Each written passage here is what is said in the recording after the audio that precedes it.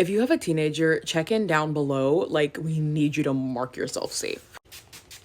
My name's Abby. I'm a mom of four. I have a 14-year-old daughter, an 8-year-old son, a 14-month-old son, and a 3-week-old baby girl. And yesterday I gave some tips on parenting for teens. I don't know why, because I am probably the least qualified person, but I just like to share what works for us. We got a lot of really great feedback from that post. So I wanted to elaborate a little more and just talk about some of the things that I do with my daughter that I feel like have just helped. One of my biggest tips for advice was just choosing your battles wisely. Like, everything is not a hill to die on. And I saw some stuff in the comments that I do want to talk about, some of the battles that we have decided not to go over. My 14-year-old daughter, if she wants to wear a crop top, I'm going to let her wear it. And just because she wears a crop top, it doesn't make her a prostitute. It doesn't make her an easy target to be assaulted. It doesn't make her an object. It doesn't make it okay for someone to objectify her in any way. If she wants to wear a crop top, she's allowed to wear a crop top. I can't remember when she started messing around with makeup, but I'm not one of those moms that care. Like, oh, that's too grown. No, what's too grown is the fact that you keep having conversations with your baby daddy in front of your child. That's what you should be worried about, not whether or not your child wants to wear clear mascara or lip gloss. Like, the stuff that she's actually being exposed to is probably too grown for her. But her putting on a little blush and some lip gloss and some mascara, like, no. If I didn't already say this, parent your kid however you want. If you're like, oh, that's great for Abby, but my daughter will never, that's cool. Like, that's completely cool. I'm just telling you what works for us and my daughter. I'm not about to fight with my daughter over whether or not she's going to wear some mascara. So she can walk out of here, go with her friends, and be in the locker room and putting on mascara, and I don't know about it. I buy my daughter's makeup. I go with her. She'll tell me if she wants something else. Like, we do that together.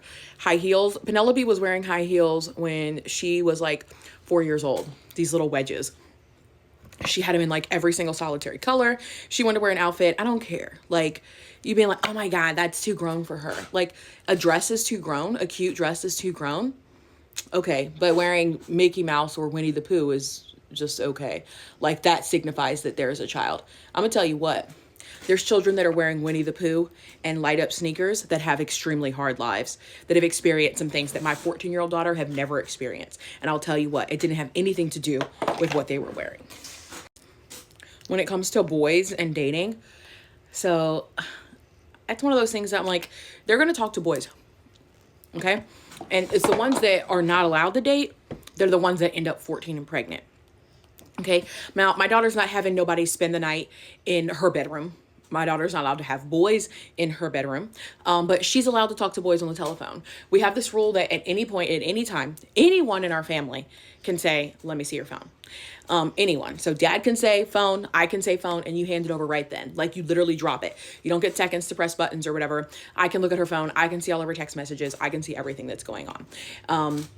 And we're just open like that. Like, we're able to talk about stuff. She comes to me and she'll say, hey, so-and-so said this to me and it made me feel kind of weird. We'll talk about it. We'll figure out how we're going to address it as a family. But we let her talk to boys. I don't know exactly how many like boyfriends she's had, but she's also 14. Okay. So what's happening? They see each other at school. That's it. Occasionally we'll do things where we'll all go to dinner together. We'll do like, she went on a Valentine's Day date at Dave & Buster's. Her dad and I were there. We're not like right there on top of them, but we give them a little bit of space. Now, they're not going to have the opportunity to be like alone in a bathroom or alone somewhere in a dark room or whatever. Like, we don't allow that. But again, if that's not what you do with your kids, then don't.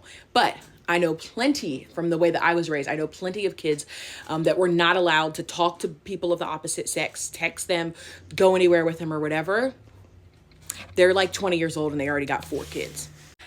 Cussing is one of those things that we never really talked about. And this kind of applies to younger kids also, I don't like to call them bad words. And here's why. Because there are people that say curse words that are not bad people. And I feel like when young kids hear those are bad words and they hear someone saying those words, they think bad words, bad person. So I like to call them adult words. And these are words that you can choose to say or not to say once you become an adult.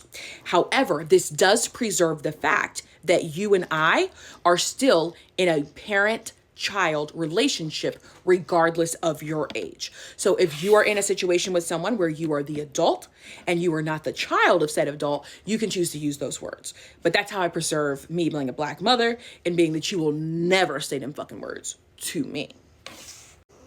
But Penelope doesn't cuss. Like, it's not something you're gonna hear in her regular everyday vocabulary. Might she say a word if like and even when she's singing a song, I'll hear her like bleep herself out. But I think she's 14 years old. If I'm being honest, I've probably heard her say a cuss word maybe 10 times. And that's like, she includes like hell and ass in her cuss words. I don't know that if I've ever heard her say like the F word, but I've heard her say shit. I've heard her say bitch before. But it's, again, one of those things that situational. She knows what situations she can and cannot use them in. She knows she'll never use them at us. She won't use them at school. She will never direct it towards an adult until she is an adult. Then she can determine whether or not she wants to use those words. But we have a very open relationship. She tells us everything. It might not be right away, but she tells us everything. And our policy is, as long as I hear it from you, I've got your back. Don't ever let me find out something about you from someone else. So you cussed out a kid at school because they were messing with you and teasing you for being biracial, cuss them out. But let me know that you did it before the principal calls me. Like, if you need to go in the bathroom and send me a text message, because I'm going to have your back.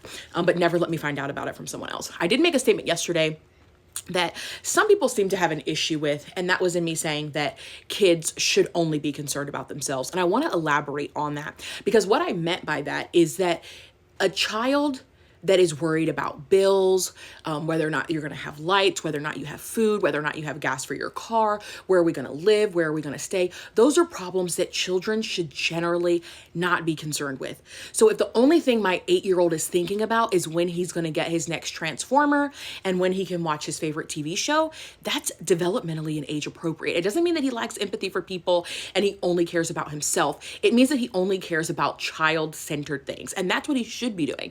I don't want my 8-year-old, I don't want my 14-year-old worried about where they're going to live, whether or not we have gas for the car, whether or not we have food. I don't want them concerned about those things. I also don't want them concerned about adult problems. And that's what I meant by that the fact that my 14-year-old is not thinking to herself like, oh my gosh, let me see how I can help my mom organize the house, or let me see how I can do this. There are some kids that are going to offer, and she does offer to do things and help out and do chores and stuff like that.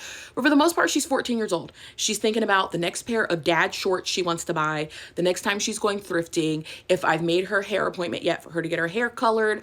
Like, that's what she's thinking about. She's not thinking about the other 100 things that I have to do today. And for me, as a mom, that makes me happy to know that that's all that she's concerned about. If you have more comments or tips for parenting a teenager, definitely put them in the comments below, because we could all use some help. But stay safe out there, guys. Stay safe.